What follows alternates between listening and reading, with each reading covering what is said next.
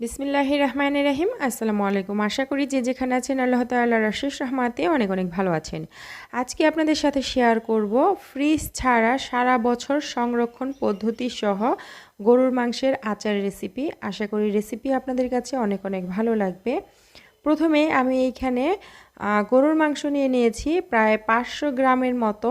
এই গরুর মাংসগুলোকে আমি কেটে ধুয়ে পরিষ্কার করে নিয়েছি। আর এই মাংস টুকরোগুলো এরকম একটু ছোট করে কেটেছি। এইখানে কিছুটা চর্বি থাকলে কোনো সমস্যা নেই, তবে হাড় না থাকাই ভালো।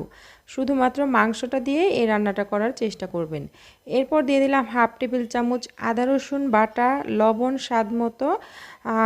এইখানে হাফ টেবিল চামচ দিয়েছি আমি মরিচের গুঁড়া, হাফ চা চামচ দিয়েছি হলুদের গুঁড়া, 1 চা চামচ গরম মশলার গুঁড়া দিয়ে দিলাম। তো এরপর দিয়ে দিচ্ছি 1 চা চামচ ধনিয়া গুঁড়া, 1 চা চামচ দিয়ে দিব জিরার গুঁড়া। তো এখন এর মধ্যে দিয়ে দিব সরিষার তেল। এখানে 2 টেবিল চামচ পরিমাণে সরিষার তেল দিয়েছি। এই পুরো রান্নাটাই কিন্তু সরিষার তেলে করতে হবে, এখানে অন্য কোনো তেল ব্যবহার করা যাবে না। তো আমি খুব ভালোভাবে মিশিয়ে নিচ্ছি। এই আচারটা তৈরি করা এতটা সহজ আর খেতে কিন্তু অসম্ভব মজার। আসছে কোরবানি ঈদে কিন্তু এভাবে একবার ট্রাই করতে পারেন। তো আমি খুব ভালোভাবে এটাকে মাখিয়ে নিয়েছি। আর এখন আমি এর মধ্যে নর্মাল তাপমাত্রার পানি দিয়ে দিচ্ছি হাফ কাপের একটু বেশি। মাংসগুলো যেহেতু একটু ছোট করে কাটা হয়েছে, তো এই হাফ কাপের একটু বেশি পানি দিয়ে কিন্তু মাংসগুলো খুব সুন্দরভাবে সেদ্ধ হয়ে যাবে। আর মাংসটা থেকেও কিন্তু আরও অনেকটা পানি উঠে আসবে। আপনাদের যদি আরও একটু পানির প্রয়োজন হয়, মাংসটা যদি সেদ্ধ না হয়, তাহলে কিন্তু আর একটু পানি ব্যবহার করতে পারেন, কোনো সমস্যা নেই। তো আমি এখানে চুলায় বসিয়ে দিয়েছি আর রান্না করে নিচ্ছি। তো এইখানে যখন একদম এরকমভাবে বলক চলে আসবে, তখন আমি ঢাকনা খুলে নেড়ে চেড়ে মিশিয়ে দিচ্ছি। আর মাঝে মাঝে অবশ্যই নেড়ে চেড়ে মিশিয়ে দিতে হবে। তো আমি এখন চুলার আঁচটাকে কমিয়ে দেব, মিডিয়ামের থেকে কমিয়ে এই রান্নাটা করতে হবে। তো খুব বেশি বাড়িয়ে দিলে দেখা যাবে পানিটা শুকিয়ে যাবে, মাংসটা সেদ্ধ হবে না। মিডিয়াম টু লো হিটে আমি এই মাংসটাকে রান্না করে নিয়েছি। দেখতেই পাচ্ছেন পানিটা কিন্তু অনেকটা শুকিয়ে গেছে, এরকম একদম মাখা মাখা অবস্থায় আছে। এই পর্যায়ে আমি খুব ভালোভাবে নেড়ে চেড়ে আবার ঢেকে দিচ্ছি, আরও একটু শুকিয়ে নেব। এই মাংসের ঝোল যেন না থাকে সেরকমভাবে এই মাংসটাকে রান্না করতে হবে। তো দেখতেই পাচ্ছেন এইরকম শুকিয়ে নিয়েছি আমি। এখন চুলা থেকে নামিয়ে নিচ্ছি। এখন বাগারের জন্য চলে যাব। তো এখানে আমি 1 কাপ নিয়ে নিয়েছি সরিষার তেল। তো আচার কিন্তু আমরা কম বেশি সবাই জানি সরিষার তেলেই করতে হয়, তাই এই মাংসের আচারটাও সরিষার তেলেই করতে হবে। এখন এখানে দিয়ে দিলাম ছোট সাইজের 3 টুকরা দারচিনি, 2টা তেজপাতা ছিঁড়ে দিয়েছি, 3টা এলাচ এবং কিছু শুকনা মরিচ দিয়েছি। দিয়ে এটাকে আমি নেড়েচেড়ে হালকা একটু ভেজে নেব। তো এখন এর মধ্যে দিয়ে দিচ্ছি আমি কিছু রসুনের কোয়া। রসুন কোয়াটা দিয়ে আমি এটাকে নেড়েচেড়ে হালকা একটু ভাজবো, জাস্ট কয়েক সেকেন্ড, খুব বেশি ভাজার দরকার নেই। তো যখন খুব সুন্দর একটা স্মেল বের হয়েছে, তখন আমি এর মধ্যে আগে থেকে রান্না করে রাখা মাংসের টুকরোগুলো দিয়ে দিচ্ছি, দিয়ে আমি মিশিয়ে দিচ্ছি। এখন শুধু রান্না করে যাব।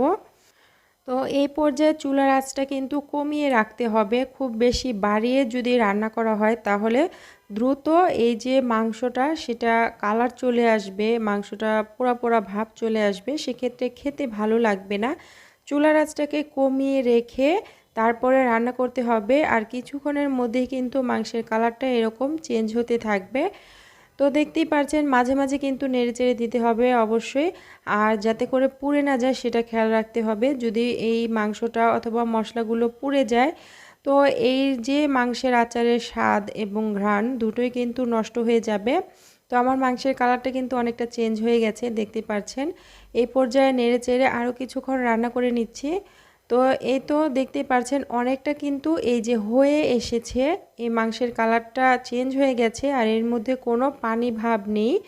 এখন আমি এর মধ্যে 1 চা চামচ 5 ফোড়ন গুঁড়া দিয়ে দিলাম। 5 ফোড়নটাকে আমি 2টা শুকনো মরিচ দিয়ে ভেজে তারপরে গুঁড়া করে নিয়েছিলাম। তো দিয়ে মিশিয়ে দিচ্ছি। নামানোর আগ মুহূর্তে এই 5 ফোড়নের গুঁড়াটাকে দিয়ে তারপরে মিশিয়ে দিচ্ছি। দিয়ে জাস্ট কিছুক্ষণ চুলায় রেখে আমি নামিয়ে নিব। আর এই ঠান্ডা হওয়ার পর আচারটার অবস্থা কেমন হয়েছে সেটাও আপনাদের দেখিয়ে দেব, কতটা লোভনীয় হয়েছে এই আচারের রেসিপিটা। তো এখন আমি একটা বাটির মধ্যে নিয়ে দেখাচ্ছি। আজকের এই রেসিপিটা যদি আপনাদের কাছে একটু হলেও ভালো লেগে থাকে তাহলে লাইক কমেন্ট শেয়ার করতে পারেন। আর এরকমই সহজ রেসিপি পেতে চ্যানেলটিকে সাবস্ক্রাইব করে নিয়মিত পাশে থাকতে পারেন।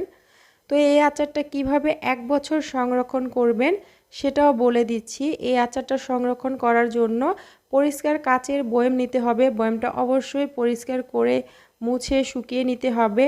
এখন এর মধ্যে আমি আচারগুলোকে দিয়ে দিচ্ছি। তো আচারগুলো 1 বছর সংরক্ষণ করার জন্য অবশ্যই তেলের পরিমাণটা একটু বেশি দিতে হবে। মাংসগুলো যাতে করে এই তেলের মধ্যে ডুবে থাকে সেই পরিমাণে দিতে হবে। তো এই কাচের বয়ামের ভিতরে আমি আচারগুলোকে ভরে নিয়েছি। আর আমার আচারগুলো কিন্তু একদম তেলের নিচে ডুবে থাকবে এই পরিমাণে আমি তেলটা দিয়েছি। তো আমি আজকে কম করে তৈরি করেছি। আসছে কোরবানি ঈদে কিন্তু আপনারা বেশি পরিমাণে তৈরি করে সারা বছরের জন্য সংরক্ষণ করে রাখতে পারেন। এটা খুবই মজার হয়। তো আমি একটা ভেঙে দেখাচ্ছি। এটা 1 সপ্তাহ পরে কিন্তু আরও বেশি নরম হয়ে যাবে। আশা করি রেসিপি ভালো লেগেছে। আজকে বিদায় নিয়ে নিচ্ছি। সবাই ভালো থাকবেন, সুস্থ থাকবেন। আল্লাহ হাফেজ।